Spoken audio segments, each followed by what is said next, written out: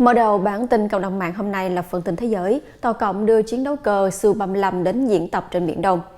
Đài phát thanh quốc tế Pháp vào ngày 23 tháng 7 của năm 2019 đưa tin lữ đoàn không quân thuộc quân khu phía Nam vừa tham gia cuộc diễn tập trên Biển Đông nhằm thử nghiệm khả năng tác chiến trên biển của các chiến đấu cơ Su-35 do Nga sản xuất.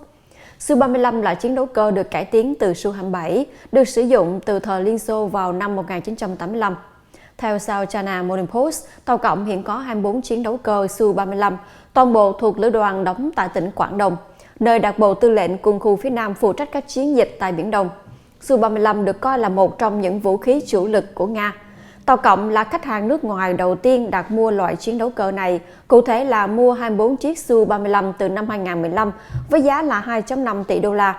Thông tin về cuộc diễn tập của chiến đấu cơ Su-35 được đưa ra vào lúc tình hình Biển Đông đang căng thẳng do việc tàu khảo sát hải dương địa chất 8 được nhiều tàu hải cảnh của tàu cộng hộ tống vào đầu tháng 7 đã đi vào khu vực bãi tư chính ở Trường Sa.